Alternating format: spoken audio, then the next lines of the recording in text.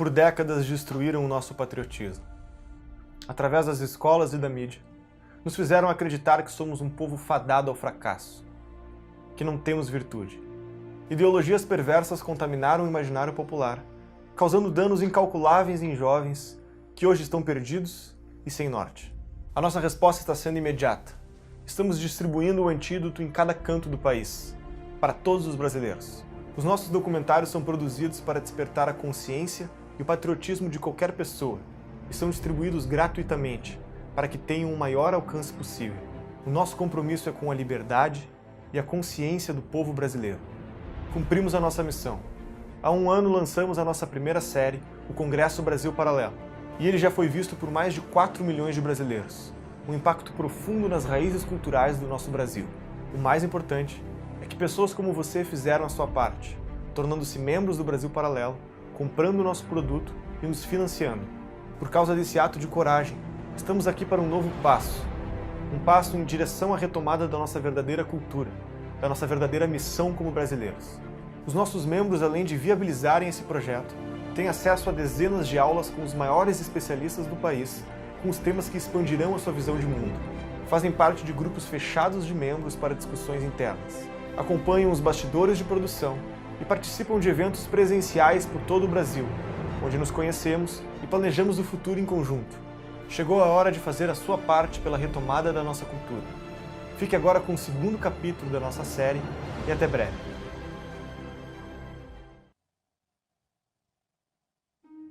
Há um vício moderno que é entender a história sempre recortada. Aqui nós tivemos esse período que nasceu assim, reproduziu-se, etc. Sabe? Como se fosse a própria vida humana. Como se todas as pessoas do nada mudassem e fossem alteradas, porque um homem está escrevendo história e ele diz, a partir deste momento tudo mudou.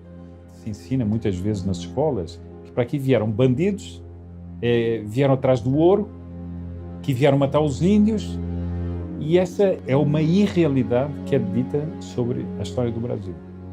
E quem não entende isso, não entende exatamente a grandeza do Brasil. A gente tem uma característica moderna, afinal as grandes navegações são uma característica que pode ser considerada parte da modernidade. Só que se elas vêm de um intento medieval, que era o de espalhar a fé, você tem aí no mínimo, né, duas visões de mundo convivendo. Portugal chega aqui em 1500 com essa missão dúbia, a missão de transmitir a fé cristã e ao mesmo tempo, é claro, tornar rentável este afazer. Afinal, Portugal se transforma num estado moderno antes de qualquer outro estado, muito com o dinheiro das ordens religiosas, sobretudo a ordem de Cristo, herdeira até dos templários. Às vezes eu escuto narrativas como, por exemplo, o Brasil passou a existir neste momento, ou neste, etc. Não, o Brasil passou a existir no momento em que contatos afastados por milhares de anos se deram em abril, aqui, no nosso solo. Ali o Brasil nasceu. Os indígenas nunca mais seriam os mesmos. Os portugueses nunca mais seriam os mesmos.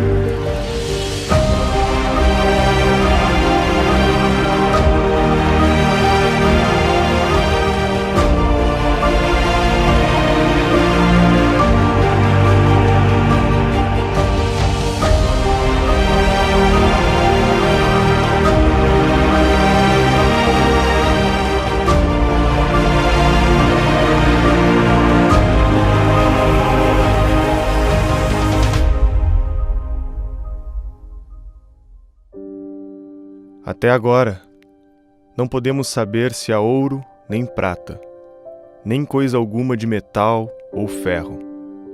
Porém, o melhor fruto que nela se pode fazer me parece que será salvar essa gente. E esta deve ser a principal semente que Vossa Alteza nela deve lançar. Carta de Descobrimento do Brasil. Pero Vaz de Caminha. 22 de abril de 1500. Os portugueses pisavam na ilha de Vera Cruz, mas não seriam os primeiros. Se foi necessário tamanho esforço das navegações para atravessar o oceano, como outros povos vieram parar aqui? Aparentemente, toda a espécie humana tem uma ancestralidade em comum com o continente africano. Para descobrir o mundo, ou em busca de alimentos, pequenos grupos foram se dispersando para o norte da África. Os seres humanos exploravam e colonizavam o desconhecido, montanhas eram escaladas, rios e pântanos atravessados. A voz humana era desconhecida do restante do mundo, e não havia pegadas nossas em outros continentes. O homem nômade não tinha para onde voltar. Em cada região desconhecida, tínhamos que aprender a sobreviver no meio ambiente. Os seres humanos tiveram que encarar a última era do gelo. Nos adaptamos e nos tornamos mais preparados para sobreviver. Estávamos prestes a colonizar todo o globo. Das costas ao deserto, das montanhas às florestas. A chegada do ser humano nas Américas é sempre considerada um dos grandes mistérios da humanidade. A hipótese mais aceita é que durante a Era do Gelo, uma enorme quantidade de água ficou presa nas geleiras, gerando a queda do nível do mar e fazendo emergir uma ponte de terra que ligava os continentes. Desaparecia a última barreira da disseminação humana. É possível que os caçadores simplesmente tenham atravessado esse corredor à procura de animais, e quando descobriram um outro lado, decidiram ficar. A Idade do Gelo não duraria para sempre. Os mares que subiam sem aviso começaram a separar as Américas do restante do mundo. O único portão de entrada para as Américas sumiu coberto pelos mares. Quase todo o contato entre as Américas e o mundo foi interrompido por mais de 10.000 anos, até que as tribos americanas perdessem o conhecimento sobre suas origens. Mas as Américas não ficariam estagnadas. Os humanos rapidamente penetraram cada pedaço de terra habitável. Geração após geração, o homem saía da África à América e agora desbravava todo o vasto continente. A região está cheia de mensagens deixadas nas rochas. As cenas de caça e a incrível variedade de animais que andavam por aqui ficaram marcadas na história e seus rituais de sepultamento guardados no solo. Na região de Minas Gerais, foi encontrado o fóssil batizado de Luzia, com mais de 10.000 anos.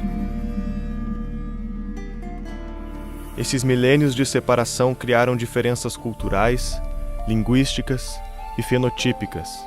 Era o resultado do ser humano fazendo o que sabia fazer de melhor: se adaptar ao meio ambiente para sobreviver e evoluir. Agora, os europeus desembarcavam no Brasil e reencontrariam as tribos que aqui viviam. Apesar de terem a mesma origem ancestral, ficaram separados durante milênios. Esse era um reencontro que parecia um milagre da vida e da persistência de sobreviver.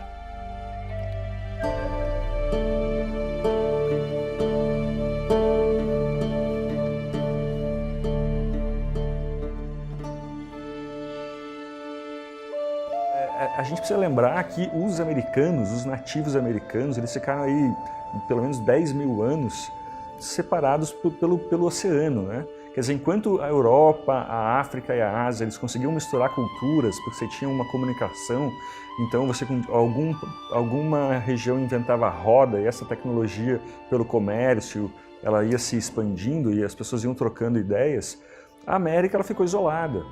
E acontece muito com sociedades humanas, quando ela fica isolada, ela emborrece, né? Ela fica pobre culturalmente. Então, quando a gente teve essa reconexão dos americanos com os europeus, isso foi um dos episódios mais extraordinários da história do mundo.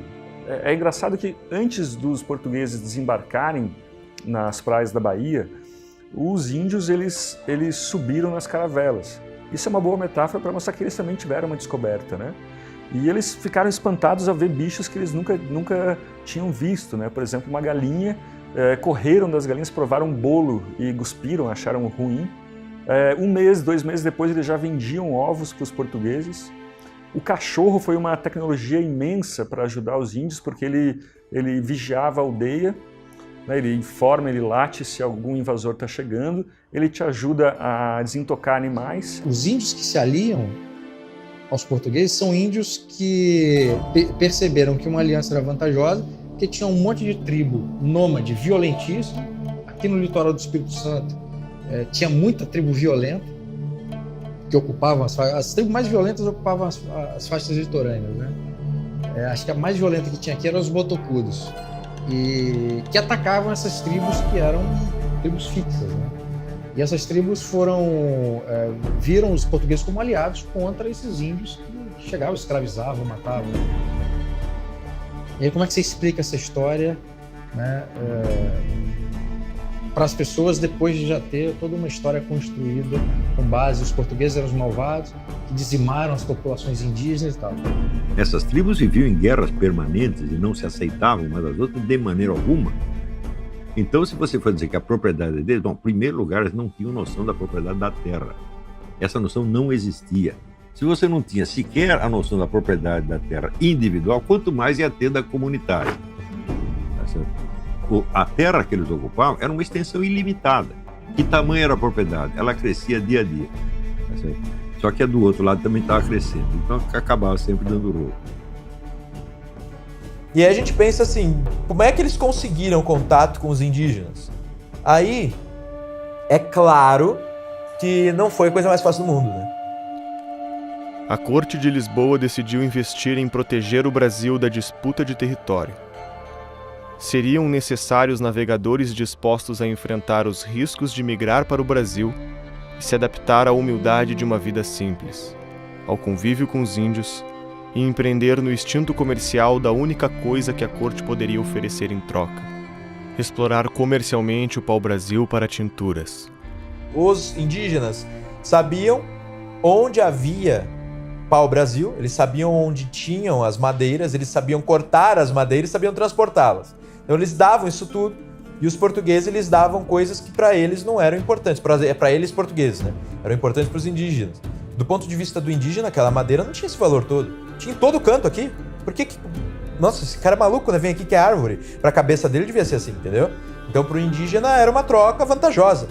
Ele ganha um espelho, ele entrega um pau, entendeu? Às vezes a gente é ingênuo e pensa assim, eles davam coisa que não prestava pra nada pros indígenas. Mas do ponto de vista econômico, aquilo era escasso, né, aqui. Era o que eles não tinham, eles queriam, enfim. Então aí eles conseguiam fazer essa relação. O Brasil por um tempo ficou assim. O Brasil era uma promessa, a Índia, uma realidade. Então perceba todas essas características. O Brasil ele nasce de um impulso ligado aí à expansão da fé e às rotas comerciais. A princípio, existem expedições de reconhecimento e locais nos quais já se estabeleciam alguns contatos comerciais. Depois, o povoamento. Vamos fincar raízes naquela terra. Um dos objetivos foi o fato de que a França estava de olho aqui, né? O pau-brasil foi perdendo importância no comércio e o Império Português não tinha finanças para povoar o Brasil. Para administrá-lo, utilizaram uma prática já testada por Portugal em outros territórios: dividir o local em determinadas áreas, onde cada uma delas receberia um capitão, com a missão de fundar vilas, distribuir terras a quem desejasse cultivá-las, construir engenhos e defender o território, podendo, em troca, explorá-lo comercialmente pagando 20% dos seus resultados à coroa. O português divide em 15 capitanias hereditárias do território brasileiro e cada uma teria um donatário, um capitão donatário. Donatário é aquele que recebe a doação. Então ele seria responsável por criar naquele local um povoado. Nesse sentido, as capitanias servem como um bom elemento simbólico, muitas vezes, para demonstrar o quê?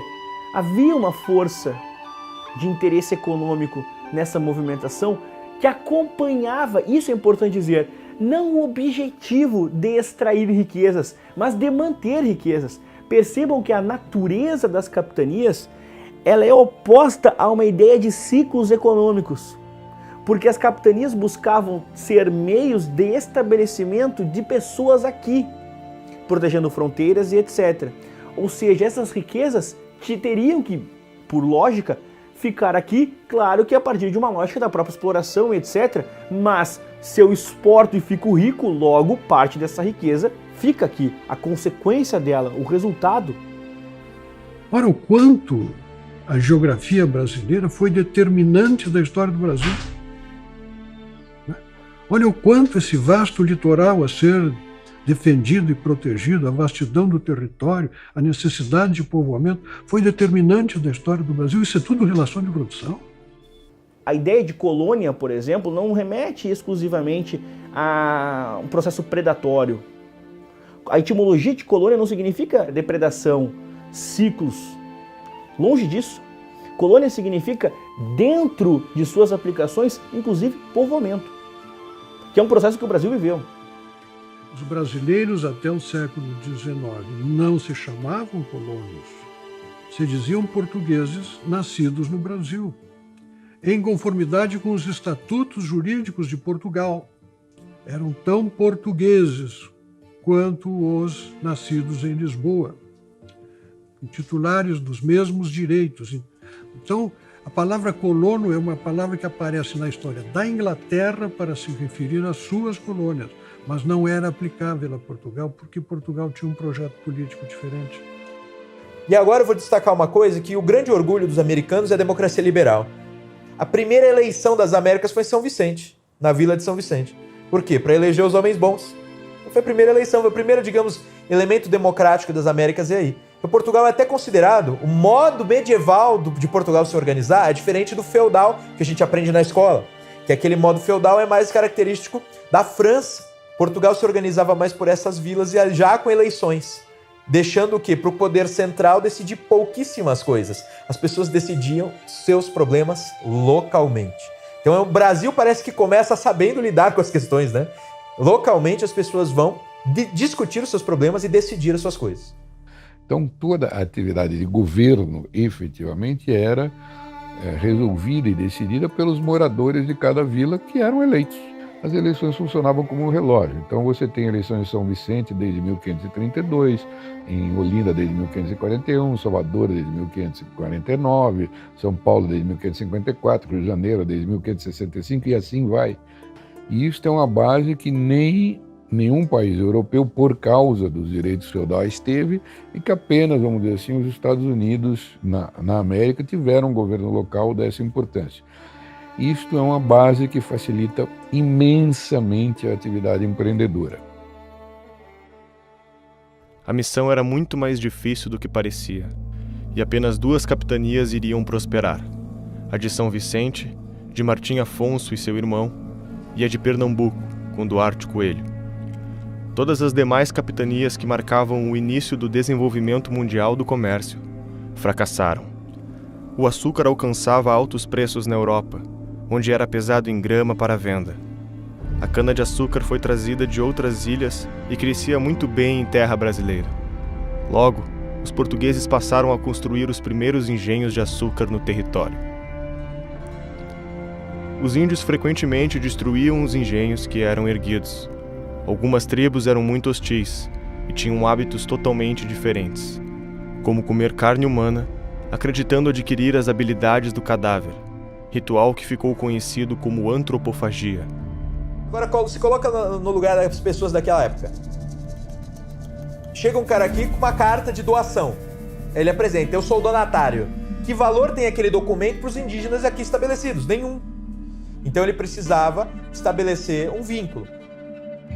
No caso da Vila de São Vicente, um náufrago português chamado João Ramalho já estava estabelecido no local e havia se casado com uma princesa tupiniquim, a Índia Bartira. Por causa desse vínculo, os locais já tinham conhecimento sobre os portugueses. Esse contato facilitou a diplomacia e contribuiu para o sucesso da capitania dessa região. Ingleses que estavam na América nem cogitavam a possibilidade de se casar com índias, né? Nem as mulheres inglesas cogitavam a possibilidade de se casar com os índios. Os portugueses não tinham essa, tá entendendo? Os portugueses que conseguiram estabelecer uma boa convivência com os índios tinham larga vantagem para conseguir produzir e povoar no território. Muitas capitanias fracassaram por não criar este relacionamento. O Brasil precisou destas harmonias entre os indígenas e os portugueses mais bem afeiçoados à cultura indígena para que eles pudessem assentar a terra aqui. Se você observar bem, a história da Bahia não é diferente, tá? Que nós temos lá a Paraguaçu, né, com Caramuru. É basicamente uma história muito semelhante.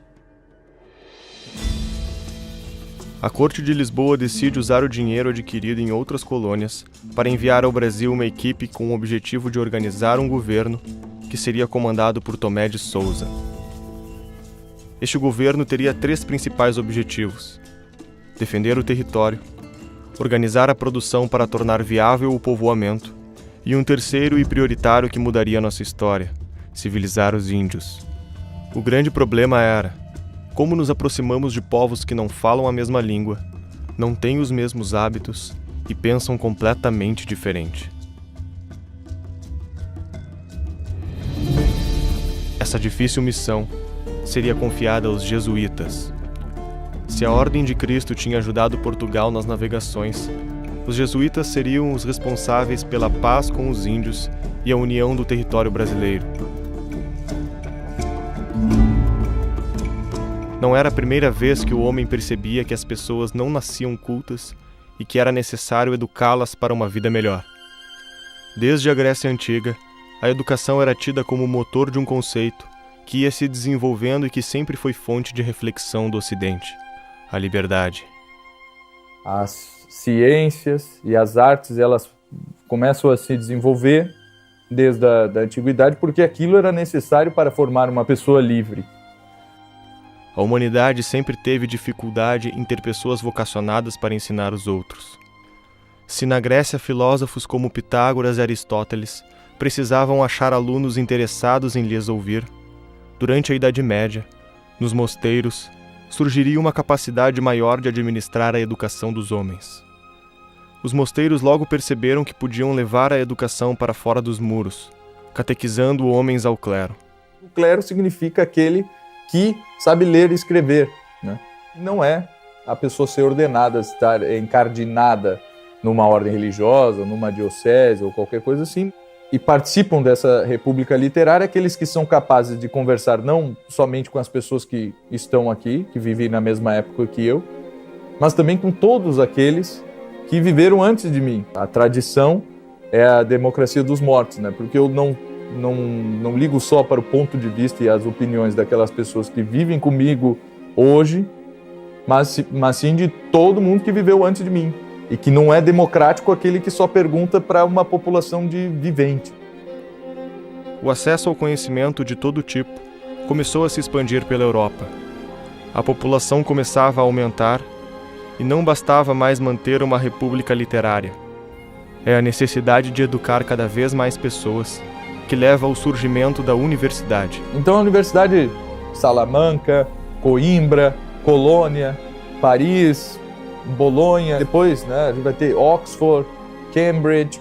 Começam a surgir esses ambientes universitários e passam a ser o único ambiente possível de estudo. Os jesuítas nascem com a vocação de ensinar durante um grande cisma enfrentado pela Igreja, a Reforma Protestante. Para a Igreja ganhar espaço em outros lugares que estavam recém sendo descobertos, decide que esses novos sacerdotes da Companhia de Jesus fossem enviados pelo mundo inteiro para educar diferentes povos. Era o casamento de 3 grandes interesses: os jesuítas que queriam doar-se à vocação de educar, os portugueses que precisavam civilizar os índios e a Igreja que queria levar o catolicismo para o além-mar. Pois bem, em 1549, então, a gente começa a ter na história do Brasil a participação ativa dos jesuítas. Desde então, o Brasil nunca mais foi o mesmo. Se existem momentos dentro da vida do Brasil singulares, um deles é esta vinda. Desembarcava no Brasil a Ordem dos Jesuítas, comandados por Manuel de Nóbrega, com a missão de trazer as sementes da civilização ocidental para este lado do oceano. Civilização sem religião nunca existiu, né? Porque se você precisa usar o termo civilização para se referir a um ciclo cultural contínuo, ou seja, a uma cultura que se mantém em um determinado povo e local e é transmitida de geração em geração, essa tal cultura, ela não é simplesmente um conjunto de tipos de vasos ou maneiras de comer ou até de armazenar os alimentos, não é uma maneira de guerrear. Na verdade, todas essas coisas estão vinculadas com um mito. Sempre foi assim, desde a primeira civilização, que era a Suméria. Então eles tinham um mito deles. Quando a gente tem a primeira legislação, que é da Babilônia, é o Código de Hammurabi, você percebe ali que ele se refere ao deus Marduk que medisse as leis. A religião cristã, ela cria uma moral que tem em si alguns valores, que ela soube herdar a princípio da cultura greco-romana, e outros valores que dizem respeito à salvação da alma. Entre eles, o amor, né? Amor traduzido do latim caritas, né? E o amor caritas é o amor caridade, não é o amor da fruição sexual, que seria em grego eros. Então é esse amor ágape ou caritas. Então é o amor no qual você se dedica desinteressadamente às outras pessoas. Você tem a figura do perdão. Então assim, o perdão é muito claro, o autossacrifício por um valor maior. Desde um ponto de vista espiritual, você precisa se considerar uma alma individual. Se alguém vai ser salvo, não é o partido tal ou o partido qual, não é a empresa tal. Se alguém vai ser salvo ou condenado, vai ser a alma individual. Se você se despersonaliza, os seus atos já não são mais julgados como atos de uma pessoa consciente que escolhe o que vai fazer. E nesse sentido você não pode ser julgado, você vai ser julgado como? Como uma pessoa que agiu porque o meu partido mandou, porque o meu grupo faz assim, etc. Você despersonalizado, você deixa até, digamos, a sua característica principal da humanidade, né? Que é a capacidade de inteligência, a capacidade racional. Nós somos livres e inteligentes. Desse fato, nós sermos livres e inteligentes, se deduzem 3 princípios fundamentais para a estabilidade socioeconômica de uma nação. Quais são? Livre iniciativa, o respeito à propriedade privada e o princípio de subsidiariedade. O que é a propriedade? Propriedade é garantia da liberdade. Se eu não sou dono do fruto do meu trabalho, eu sou um escravo do Estado. A definição mais curta de propriedade que eu conheço é do Papa Leão XIII, na encíclica Rerum Novarum, trabalho acumulado. Então essas ideias, elas fazem parte do caldo cultural que, digamos, alimenta as nossas almas. Para que eu vivo, como eu devo me comportar, como eu devo me organizar, como deve ser o meu governo, o que é o bom governante, todas essas dúvidas podem ser respondidas dentro do caldo cultural de uma religião.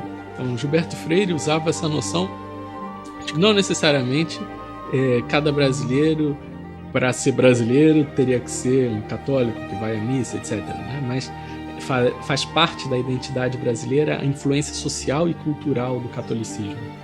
Isso ele dizia como agnóstico. Os jesuítas também desembarcaram na Índia, na China, no Japão e na América do Norte. O seu sistema de formação era o maior do mundo na época, e foi a primeira vez que se viu a vantagem de ter informações sobre qualquer lugar do mundo.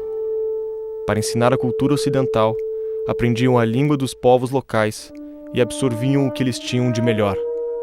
Por exemplo, os japoneses podem nos ensinar sobre higiene, né? E nós não, né? Ou a própria metalurgia. Mas nós temos que ensinar também o que de melhor nós temos. A música desses índios aqui tem 4 notas. Meu Deus, vamos ensinar aqui uma escala de 12 notas. Então eles pegam comunidades aqui indígenas no Brasil e levam do Paleolítico ao Barroco em 20 anos. Encontrar essas fontes sobre os jesuítas não exige uma imersão em arquivos, porque muitos desses trabalhos já foram publicados, só que não são valorizados, o que é pior. Padre João de Aspilcueta Navarro escreveu: haviam acabado de matar uma moça, está falando dos índios, e mostraram-me a casa, e entrando nela, percebi que a estavam cozendo para comê-la. A cabeça estava pendurada em um pau. E depois fui a outras casas, nas quais achei pés, mãos e cabeças de homens no fumo. Escreveu o padre Manuel Nóbrega: os gentios, que parece que punham sua bem-aventurança em matar seus contrários, comer carne humana e ter muitas mulheres, se vão muito emendando, e todo o trabalho consiste em apartá-los disso. Uma sociedade que tem este costume, bom, não é um primor de moralidade, evidentemente. Eles vão dizer, mas isso julgado pelo parâmetro ocidental. Disso, sim, só que uma hora você vai ter que escolher um parâmetro ou outro, meu filho. Não é isso? Além do que, o parâmetro ocidental é racionalmente defensável. Você tem 2 milênios de tradição de argumento, exame, análise, etc, etc, etc. E esta cultura indígena não tem sequer alfabeto. Arrisco dizer que a civilização ocidental é o ponto mais alto que a humanidade chegou até agora. E o Brasil é fruto disso.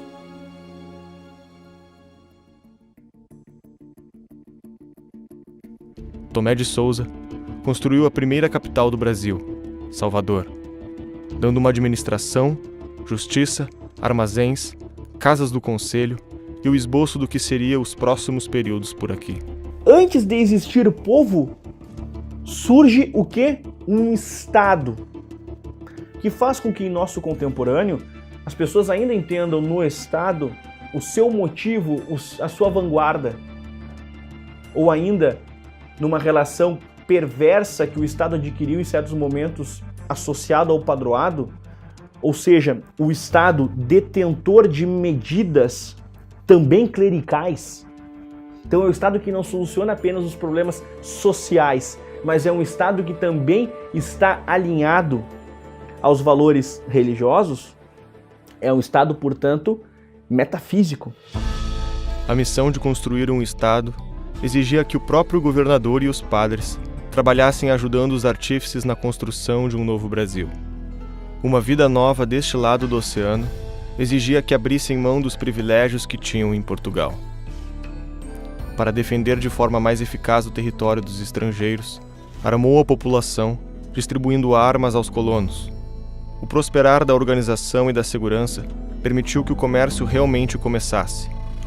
Os engenhos de açúcar a serem construídos agora eram uma realidade e viriam acompanhados de uma das maiores chagas da história do mundo.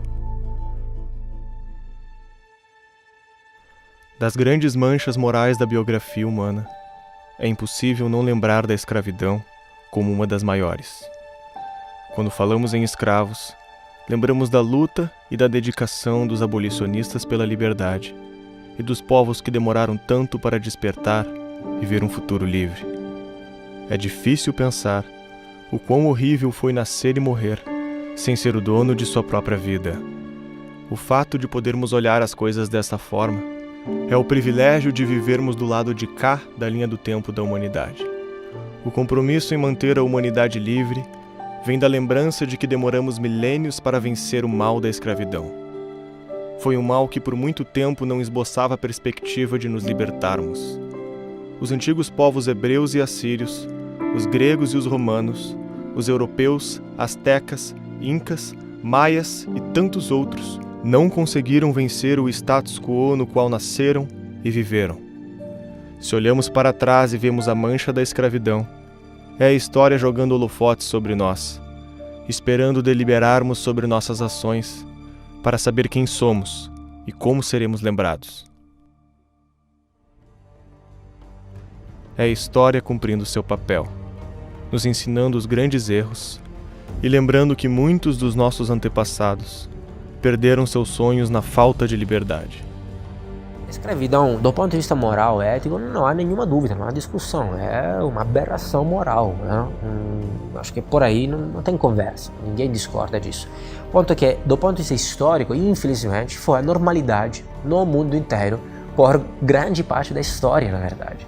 É um período muito recente que nós temos sistemas econômicos baseados na não escravidão. O que era ser escravo? Né? Ser escravo era ser vencido numa guerra justa e perder a sua liberdade, ou nascer de uma mulher nessa condição. É isso que definia a base legal, né, para ser escravo. Então, Se fala muito de reparação histórica com relação à raça e etnia, mas o fundamento da escravidão nunca foi a origem étnica. No Brasil nunca foi. Não é racial, ela se torna racial no século XIX, né, quando surgem as teses eugenistas, é que aí se usa essa questão de tentar ligar ou associar o africano ou o descendente de africano ao escravo. Mas isso é muito tardio, né? Então não foi uma escravidão, primeiro, de oportunidade, tanto é que não era difícil você encontrar negros que se tornavam senhores e que tinham seus escravos também. Então, quer dizer, dentro de uma economia escravista, né, se eu sou um senhor de engenho, eu tenho escravos. A alforria era uma concessão do senhor, mesmo que o negro tivesse dinheiro para pagá-la. Aí nós temos um problema. Não conseguiram comprar a sua alforria. Pois bem, tenho esse dinheiro, vou investir esse capital. Comprava escravos. E tinham essa possibilidade. E nós temos casos, percebam o nível de especificidade de nossa escravidão, de antigos escravos que pagavam sua alforria com seus próprios escravos. Claro que são casos que são minoritários no sentido da história da escravidão como um todo, mas são especificidades que não são comentadas, que não são debatidas. E, inclusive, o continente africano era altamente escravocrata, assim, internamente, certo? Então, quer dizer, o português não chegou lá na costa africana e saiu dando paulada e tiro e arrastando o africano para dentro dos navios, né? Já existia um comércio intenso de escravos na costa. Quando falamos de negro que veio da África, diferentes regiões, eu preciso entender que a escravidão já existia no continente africano. Porém, ela era específica em cada um dos lugares.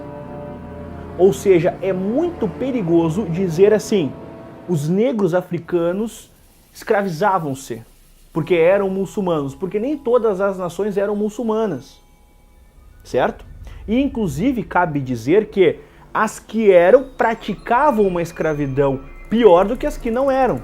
A escravidão muçulmana é um assunto relativamente recente na pesquisa historiográfica. Tem um livro que eu recomendo, de um historiador africano chamado Tidiane, que chama Le Génocide Voilé, genocídio velado, que é a desgraça que a escravidão muçulmana fez na África. Os escravos que iam para o mundo muçulmano, os muçulmanos preferiam comprar mulheres e, quando compravam homens, capavam, porque era grande parte da finalidade sexual.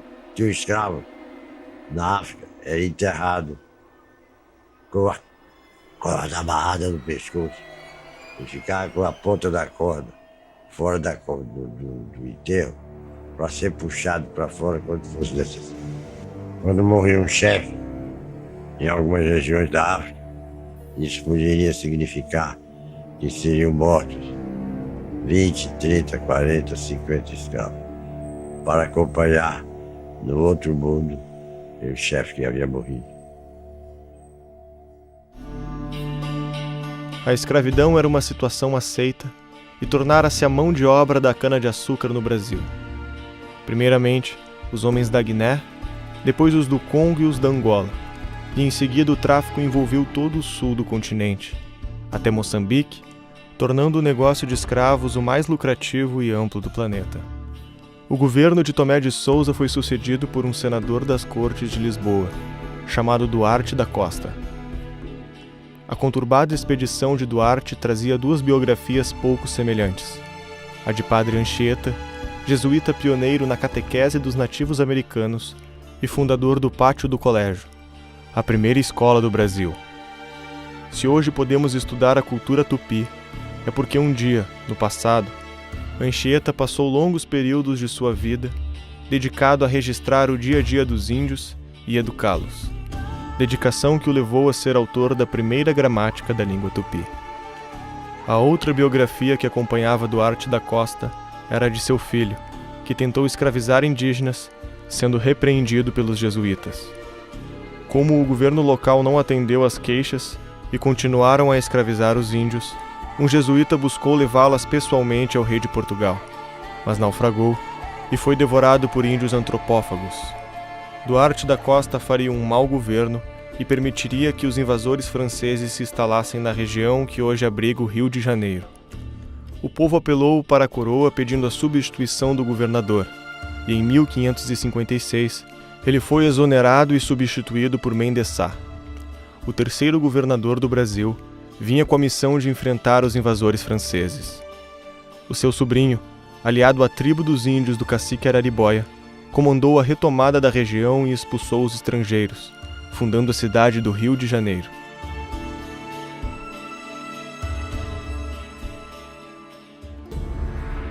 A história do Brasil continuava ligada a Portugal, e uma nova crise de sucessão do trono geraria forte interferência nas terras além-mar. No ano de 1578, o rei português Dom Sebastião estava lutando contra os muçulmanos no norte da África, quando desapareceu em uma batalha. Tem uma parte da história do Brasil a qual a gente presta pouca atenção, mas que foi fundamental para a configuração do país que a gente tem hoje, que foi o período da chamada União Ibérica. Foi um momento em que uma crise sucessória em Portugal levou a que o rei de Castela fosse declarado também rei de Portugal. E aí você fica algumas décadas de Portugal dissolvido na Espanha.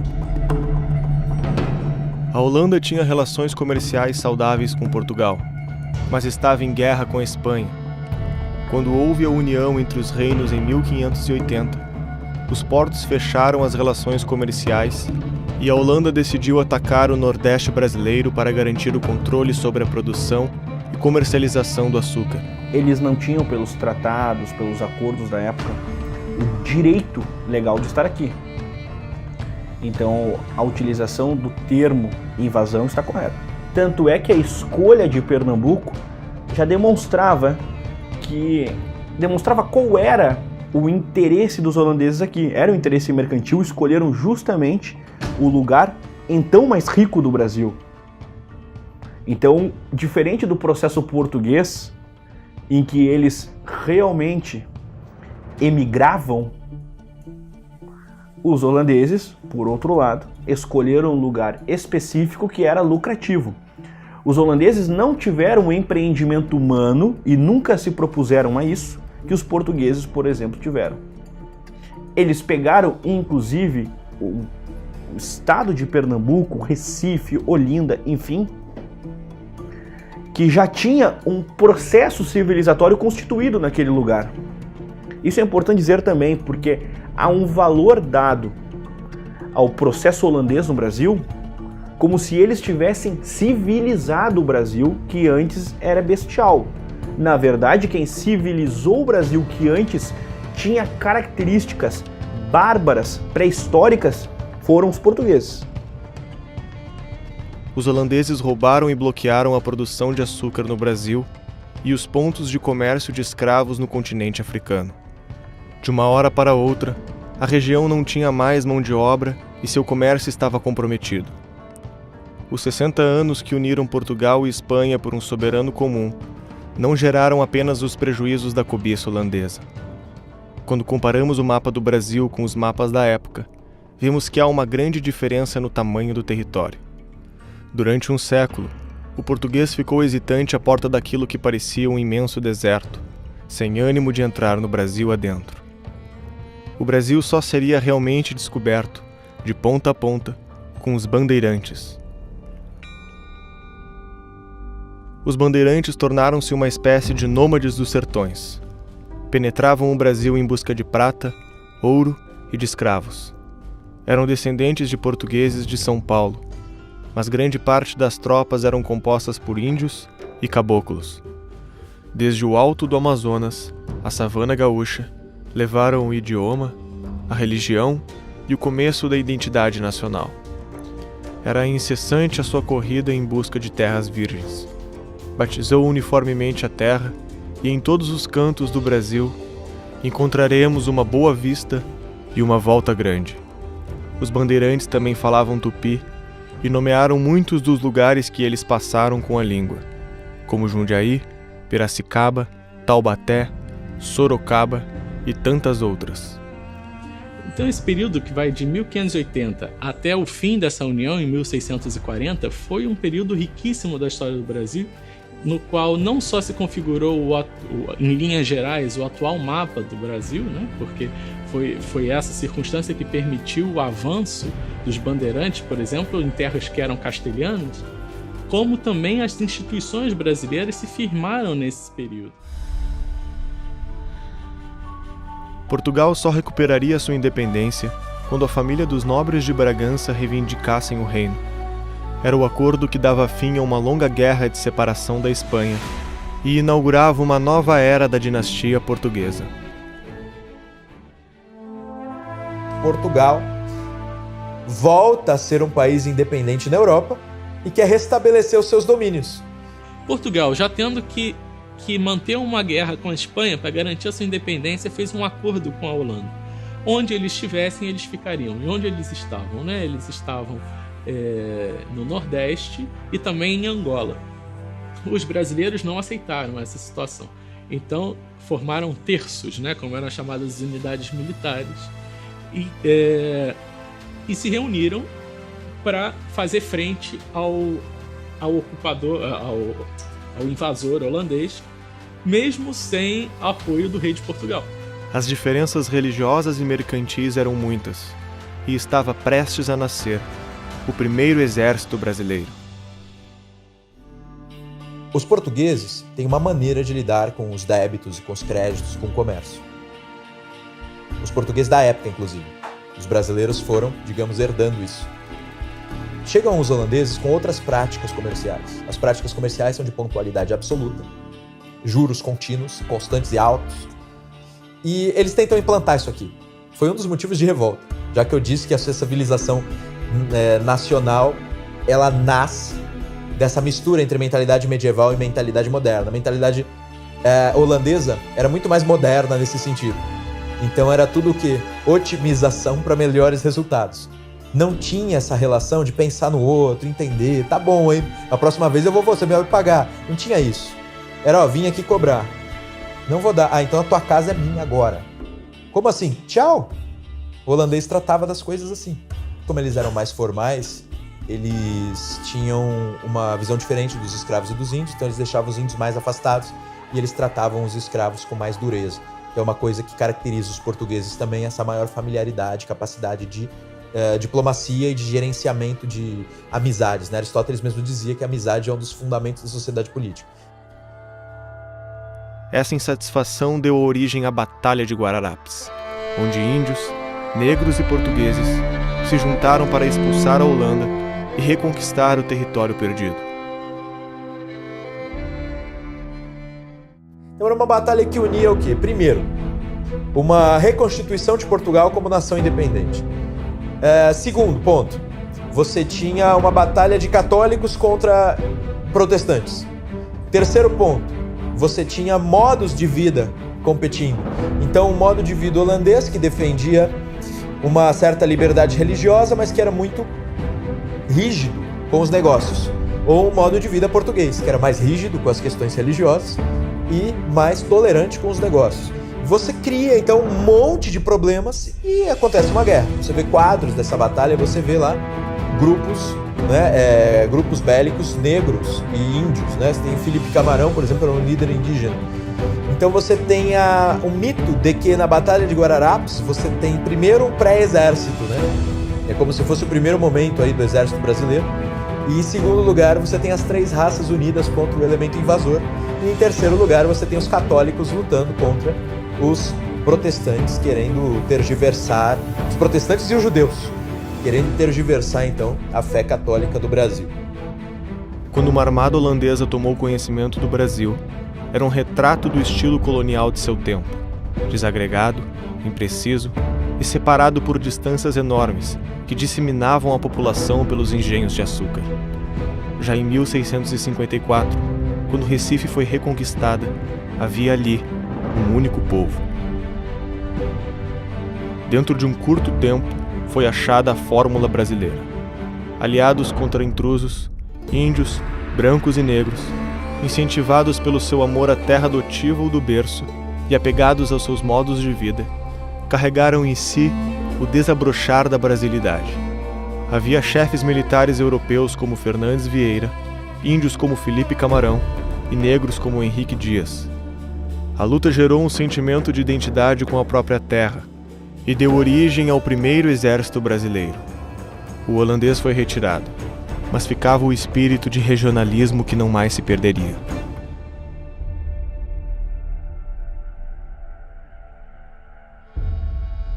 O sentimento de nacionalidade ele não surge de uma vez só. É claro, acho que fica claro para todo mundo que ele vai surgindo aos poucos.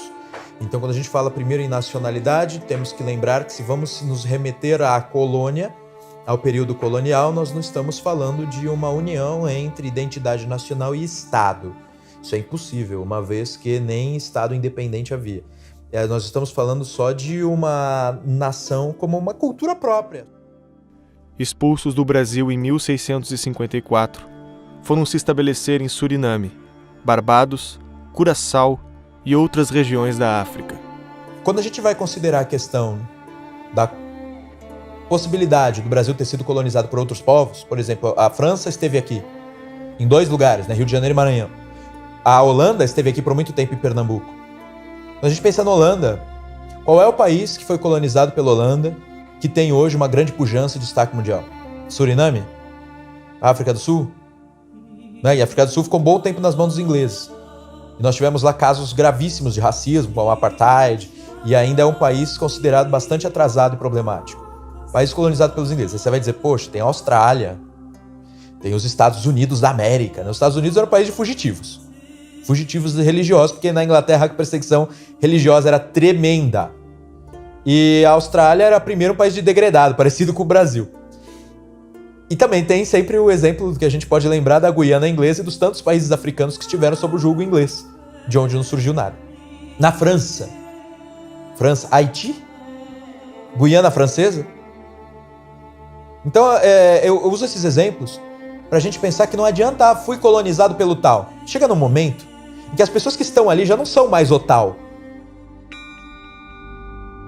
Durante os 60 anos que tinha durado a unificação de Portugal e Espanha, o comércio português foi arruinado. Os negócios com a Índia entraram em completa decadência e a marinha mercante foi praticamente destruída.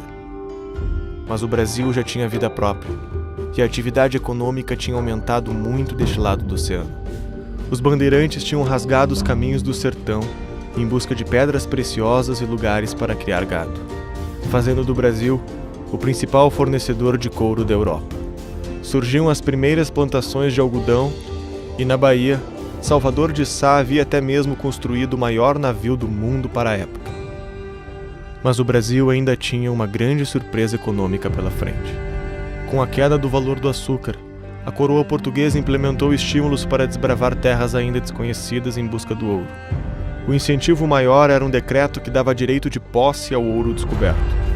Os bandeirantes, agora caçadores de minérios, começaram a fazer descobertas. As notícias do ouro chegaram rapidamente em São Paulo e convulsionaram a pequena vila. Começava a corrida do ouro. Todos os moradores que tinham condições partiram atrás da riqueza.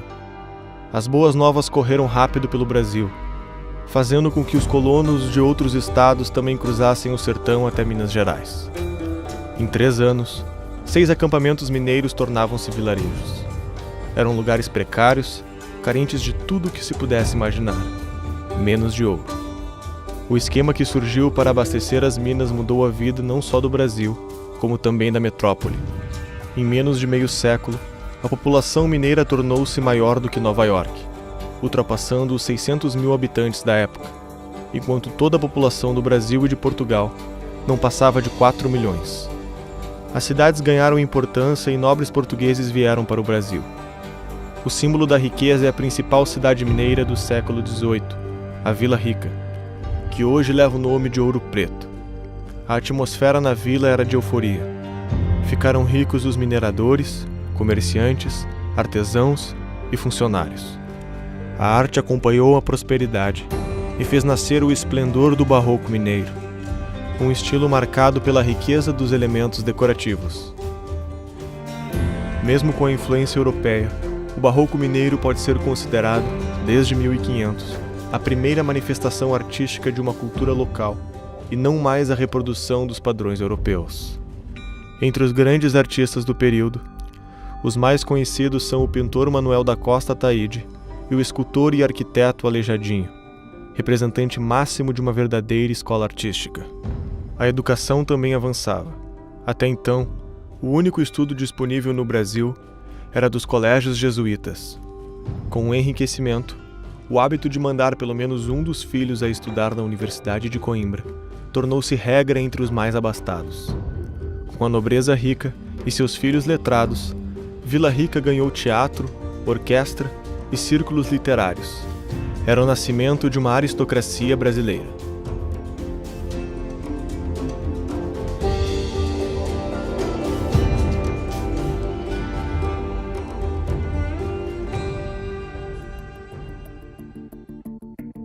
No primeiro dia de novembro de 1755, Lisboa sofreu um terremoto que destruiria milhares de casas e edifícios. No mínimo 15 mil homens morreram e o desespero foi generalizado. As primeiras tentativas para restaurar a ordem só começaram no dia seguinte e foram comandados pela Secretaria de Estado do Reino, um homem ambicioso e com planos de reformar Portugal por meio da centralização de poder. Sebastião José de Carvalho e Melo, o Marquês de Pombal. Pombal organizou Lisboa após o terremoto e contava com um contínuo aumento da produção de ouro brasileiro para a reconstrução da capital de Portugal. Na contramão de suas vontades, a produção caía velozmente nas minas. Em vez de Pombal adaptar o ritmo de seus planos, decidiu recorrer à violência e acelerá-los. Ele cria um problema muito sério dentro de Portugal e depois no Brasil, porque é um homem que, fundamentado nesses ideais iluministas franceses, ele tem uma ideia de que a igreja é uma ameaça, embora ele próprio fosse alguém que, de uma forma um tanto ambígua, não colocava em causa a existência da igreja e a relação da igreja com o Estado português na época. Mas a maneira que ele encontrou de inserir os ideais iluministas franceses dentro de Portugal, por via do ensino, foi perseguir os jesuítas. Déspota esclarecido é a visão ou a definição que eu estou mais alinhado.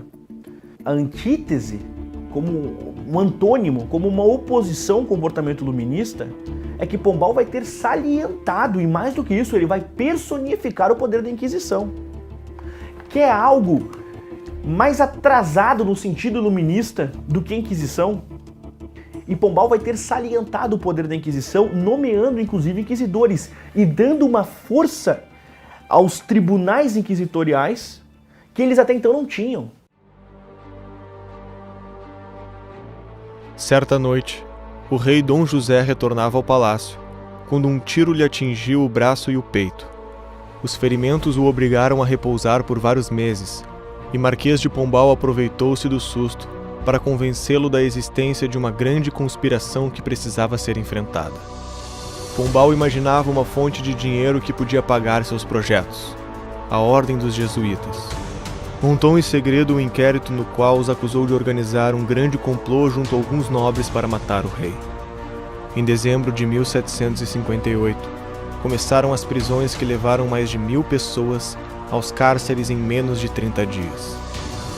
Os conventos jesuítas em Portugal foram cercados por tropas e os presos foram interrogados e torturados. Pombal afirmava ao rei ter as provas que confirmavam todas as alegações. Padres jesuítas teriam convencido membros da nobreza a planejar o atentado. O julgamento levou à morte de 11 nobres, a prisão dos padres jesuítas, o confisco dos bens da ordem e a sua expulsão em todos os domínios de Portugal, inclusive do Brasil. E a questão daí envolve também poder, né? Porque eles já eram mais, digamos assim, estavam tão poderosos quanto o próprio Vaticano. E não é que só existissem santos que escrevessem coisas lindas, que tudo estivesse perfeitamente de acordo com os ensinamentos da igreja. Lá tem padre defendendo o aborto, autores defendendo o assassinato, se é judeu pode matar, tem tudo isso. Tudo isso por questões que já haviam sido resolvidas moralmente, pelo menos nos costumes e na teologia da igreja há muito tempo. Muitas vezes Dom José é isentado de um processo em que ele foi não só cúmplice, mas também agente. A decadência dos próprios jesuítas, que também era uma verdade. A decadência de outras ordens religiosas e o descaminho que o Brasil estava mais ou menos se encaminhando. Em 200 anos, os jesuítas haviam sido os responsáveis na política de tratamento dos índios e pela educação dos brasileiros. Quando foram expulsos, os colégios foram fechados e regiões inteiras entraram em estagnação. Com isso, o Pombal começa um processo de estatização de várias dimensões da vida civil em Portugal e, portanto, nas colônias, que até então não eram estatizadas, a começar pelo ensino. Isso é interessante porque isso vai ter resultados muito duradouros, que eu acho que perduram até hoje em Portugal e no Brasil, que é um tipo de ensino formado para formar cidadãos para o Estado. Né? E não... Essa ideia de formar cidadãos é uma ideia já um tanto perigosa e, de certa forma, autoritária, mas quando você transforma o ensino num instrumento de formação de cidadão para o Estado, isso fica ainda mais complicado se o Estado tem um projeto de poder, ou quem domina o Estado num determinado período histórico tem um projeto de poder para forjar mentalidades. Então o Pombal faz isso, né? Com várias dimensões da sociedade civil, estatiza essas dimensões da sociedade civil, e isso vai ter reflexos também no Brasil. A influência no Brasil foi catastrófica. Isso, de facto, foi a pior coisa que aconteceu para o desenvolvimento cultural do Brasil, porque ao expulsar os jesuítas, ele destruiu uma obra de cultura que se tivesse continuado, o Brasil era mais desenvolvido que os Estados Unidos da América do Norte, sem dúvida nenhuma. Pensar que havia escolas de nível inicial e escolas de nível superior que ensinavam ciência, medicina, geometria e fortificações, ou quer dizer, arquitetura. Não? Tudo isso existia no Brasil nessa época. Os verdadeiros objetivos de Pombal começaram a se revelar. O ministro passou a ser o senhor absoluto de Portugal e concentrar riqueza nas mãos de amigos. Distribuiu monopólios de regiões e setores da economia portuguesa e brasileira, fazendo investimento estatal, doações de terrenos e aplicando privilégios fiscais, além de dar auxílio do Estado para esmagar os concorrentes. As companhias consumiram muito dinheiro e não entregavam nenhum progresso. Pombal seguiu firme seu plano e buscou tirar mais dinheiro da única fonte disponível, o Brasil. Criou novos impostos e proibiu diversas atividades econômicas para favorecer a economia portuguesa e enfraquecer a brasileira. Acabou com as capitanias, mudou a capital de Salvador para o Rio de Janeiro e estatizou a educação para um estado que não tinha professores. Portugal mergulhou em uma grave crise econômica, em decorrência da gastança do Estado e da intervenção na economia. Os brasileiros começaram a demonstrar uma série de revoltas contra as medidas portuguesas. Surgiram tensões quando, diminuindo a extração, por esgotamento das jazidas, a coroa continuou cobrando dos produtores uma quantidade fixa de ouro, independentemente da produção. E aí isso aí causou a revolta que deu origem à Inconfidência Mineira, foi a tal da derrama.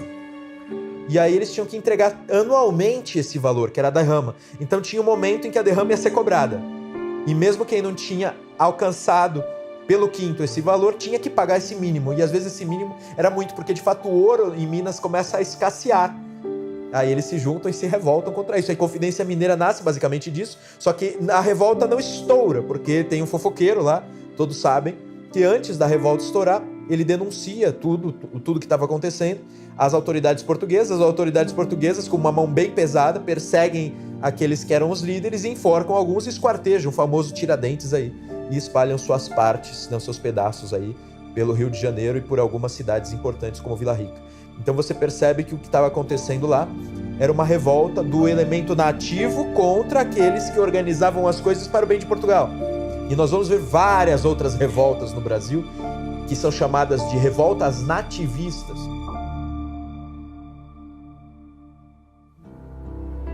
O europeu que imigrava fazia na América uma vida muito diferente da que tivera até então. O meio, o clima e a gente que encontrou o transformaram. Nós nos esquecemos, no caso brasileiro, que o Brasil foi feito mais de fora para dentro do que de dentro para fora. Passavam quase 3 séculos que os índios e os portugueses tinham se encontrado.